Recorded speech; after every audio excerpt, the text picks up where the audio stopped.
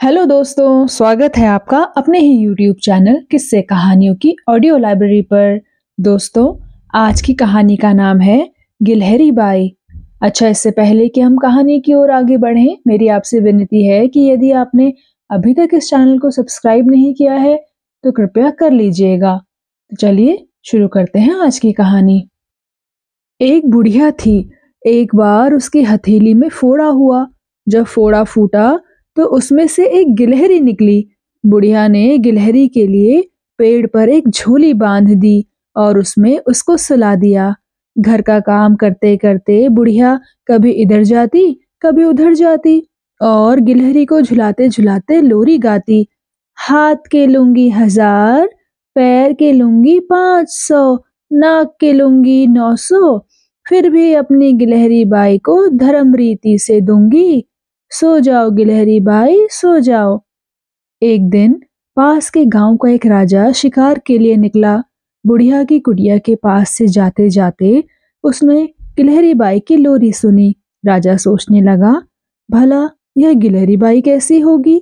जब बुढ़िया उसके लिए इतने अधिक रुपए मांग रही है तो जरूर ही गिलहरी बाई बहुत रूपवती होगी।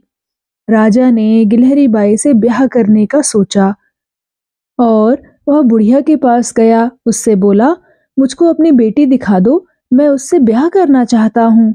बुढ़िया बोली, भैया आप तो राजा हैं, भला आप गिलहरी से कैसे ब्याह करेंगे। वह तो जानवर की जान है। लोरी तो मैं इस गिलहरी बाई के लिए ही गाती हूँ, मेरी दूसरी कोई बेटी नहीं है। राजा ने बुढ़िया की बात नहीं मानी। उसने कहा, माँ जी, भले ही आपकी गिलहरी बाई जानवर हो, पर मैं तो उसी से ब्याह करूंगा। यह सुनकर बुढ़िया बोली, तो जाइए, रुपए ले आइए। आप मुझे मेरा यह कुल्हड़ भरकर रुपए देंगे तो मैं अपनी बेटी का ब्याह आपसे कर दूंगी। राजा रुपए लेने गया। बुढ़िया लोभिन थी। ढेर सारे रुपए लेने की एक तरकीब उसने सोच ली। उसने एक बड़ा सा गड्ढा खोदा, गड्ढे पर कोठी रख दी, कोठी पर एक मटका रखा, मटके पर गगरी रखी और गगरी पर कुल्हड़ रख दिया। ऊपर से नीचे तक सबके पेंदों में छेद बना दिया। राजा आया। राजा के लोग कुल्हड़ में रुपए डालने लगे, पर कुल्हड़ तो भरता ही ना था। आखिर जब बहुत सारे रुपए डाल दिए गए तो कुल्हड़ भर गया। फिर बुढ़िया ने गिलहरी बाई का ब्याह राजा के साथ कर दिया। राजा गिलहरी बाई को ब्याह कर अपने घर ले आया। राजा ने गिलहरी बाई के लिए सोने का एक बढ़िया सा पिंजरा बनवाया और उसे अपने महल की 7वीं मंजिल पर टंगवा दिया। राजा का हुक्म हुआ कि वहां कोई जाए नहीं। सब सोचने लगे कि राजा किसे ब्याह कर लाए हैं। गिलहरी बाई को रोज बढ़िया बढ़िया दाने डाले जाते थे। गिलहरी बाई दाने खाती और अपने पिंजरे में कूदा करती। राजा रोज सुबह शाम गिलहरी बाई से मिलने जाता। एक बार राजा के दीवान ने जानना चाहा कि आखिर रानी कौन है। दीवान ने परीक्षा करने की बात सोची और राजा से पूछा, राजा जी, क्या आपकी रानी कुछ काम करना जानती है। राजा ने कहा, हाँ, जानती तो है। दीवान ने पूछा, क्या रानी धान में से चावल तैयार कर देंगी। राजा ने कहा, हाँ, और धान की वह टोकरी गिलहरी बाई के पास रख दी। गिलहरी बाई समझ गई। उसने अपने पैने दांतों से धान के छिलके इस खूबी के साथ निकाले कि एक भी दाना टूटा नहीं और एक ही रात में टोकरी चावलों से भर दी। सवेरे राजा टोकरी दीवान के पास ले गए। चावल देखकर दीवान तो दंग रह गया। एक बार और रानी की परीक्षा लेने के विचार से दीवान ने पूछा, राजा जी, क्या आपकी रानी गीली मिट्टी पर चित्रकारी कर सकती है। राजा ने कहा, हाँ, इसमें कौन सी बड़ी बात है।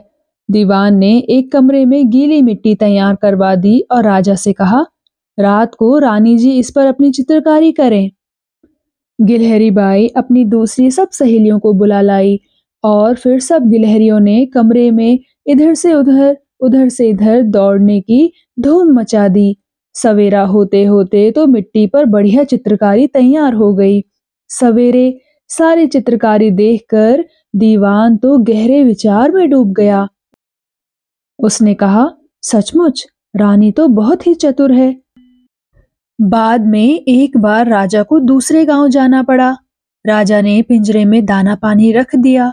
राजा को लौटने में देर हो गई और पिंजरे का दाना पानी खत्म हो गया। गिलहरी बाई को बहुत प्यास लगी।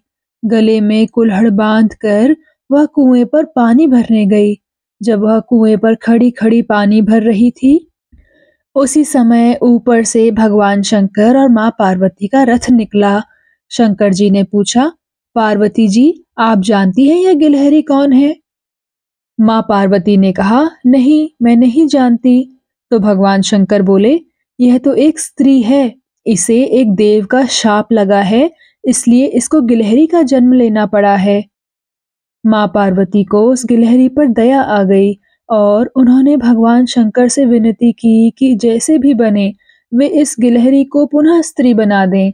जैसे ही भगवान शंकर ने ऊपर से गिलहरी पर जल छिड़का, वैसे ही गिलहरी 16 साल की सुंदरी बन गई।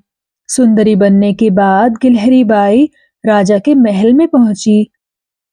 जब राजा घर लौटे तो उनको सारा हाल मालूम हुआ।